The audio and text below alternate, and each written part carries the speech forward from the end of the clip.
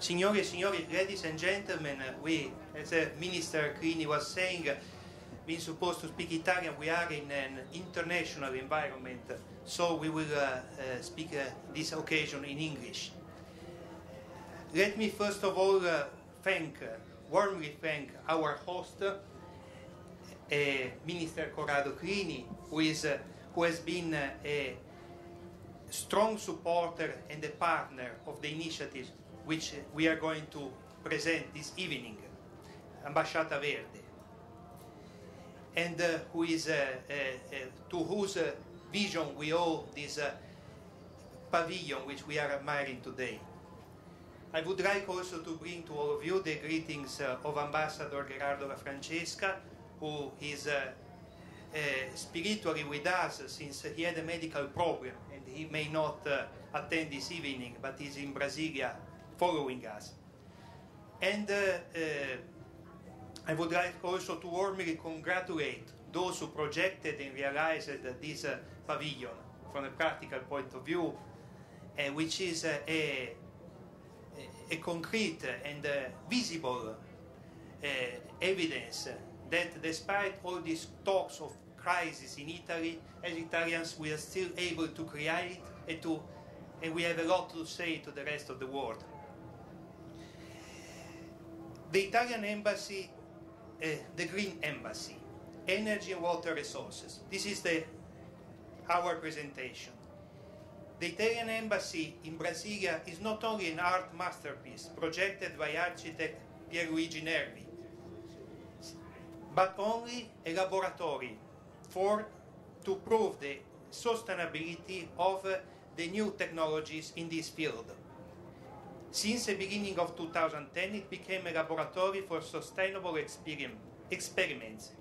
It was done under a wide environmental strategy designed by the Italian Ministry of Foreign Affairs called Farnesina Verde and constantly supported by the Ministry of Environment.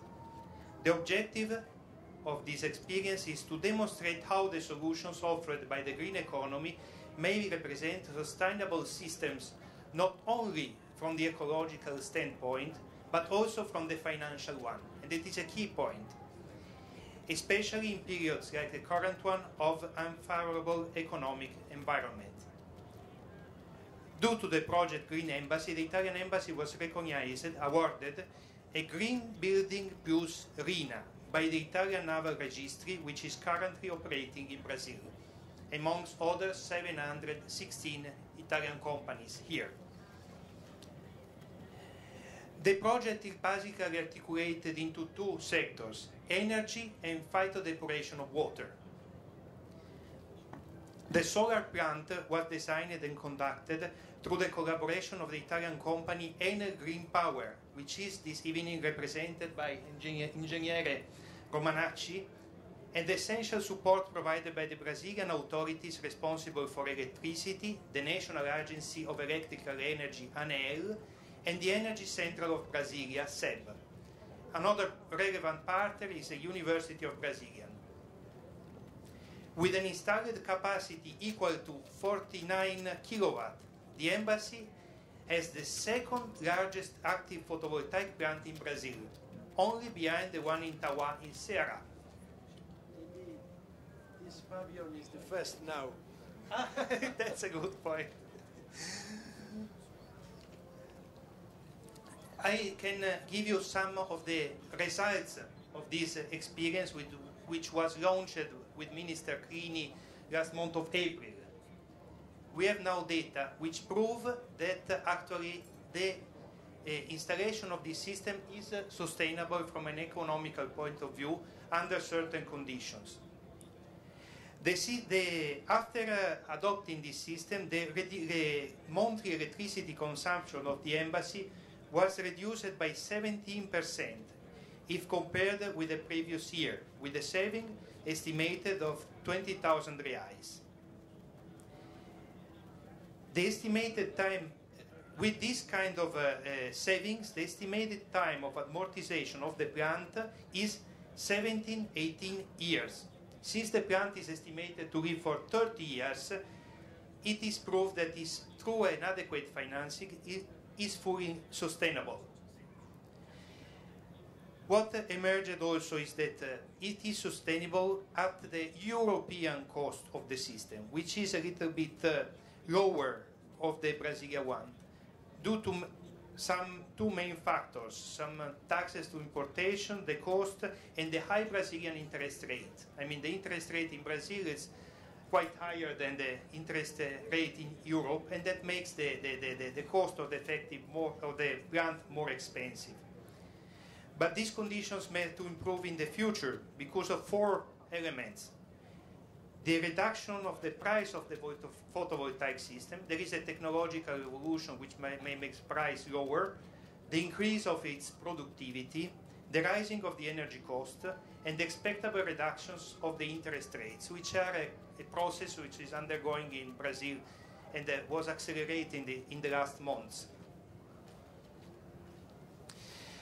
So, the great benefit generated by the project is not only the energy saving for the embassy, but its indirect impact. Through this pioneering initiative, the embassy promotes the national market for equipment and services linked to renewable sources, which causes the reduction of installation costs and the spread of photovoltaic system in Brazil. From a scientific standpoint, the installation of the embassy serves as an example of distributed photovoltaic generation, topic to be investigated intensively by the Brazilian scientific community, thus helping to add value and adapt the photovoltaic technology to the country's natural conditions. For large plants, and considering the current state of development of technologies for solar energy, the photovoltaic panels are normally not competitive with traditional sources, except for a few systems of last generation. When considering small and medium plants, however, they are already competitive, and the Green Embassy project demonstrates that it can produce significant savings for users. A more widespread application of these technologies can consistently reduce the absorption of energy by many users and reduces the load on distribution networks. Let's go now to the second part of the project, water and depuration. I think you should see kind of a garden, green garden. Nobody may suspect that it's where the dark and grey waters of the embassy are depurated, with no smell, only a very pleasant aesthetic impact. The integrated system of water phytotreatment and the reuse of wasted water from the complex of the Italian embassy was built by a group of Italian and Brazilian companies, Ecomacchine, Texep, CMO, Edilbras, and Ideias, gathered by the group who carry the names Eco-Ideias. From a practical point of view, how it works. The water goes out of the embassy, all kinds of dirty waters coming from the embassy. They go underground. There is a first filtering, which is a mechanical, traditional one. Then it goes underground when there is an total impermeabilization, and there are some selected bacteria who, in an internal reservoir, breaks down organic compound into simple inorganic molecules. So the dirty molecules are spread. The third phase, there are plants which have been selected who absorb this molecule and completely purify the water. Ecomacchines guarantee that we can also drink this water, but we used to irrigate the garden, and we have a lot of savings from this. Small and medium-sized plants to this type allow a remarkable reduction in costs for the construction of a new sewerage system, avoiding costs for water purification, reducing the consumption, and respecting the rules of the treatment of water. For residential developments of up to 2,000 people, this method represents a valid alternative comparing with a traditional system of sewers and wastewater treatments. We can imagine like a new small city in the desert. Imagine the comparison because between realizing a system of sewerage and this system which was built only in 1 month and a half, so very fast. So In both cases, we proved in our embassy that this is possible.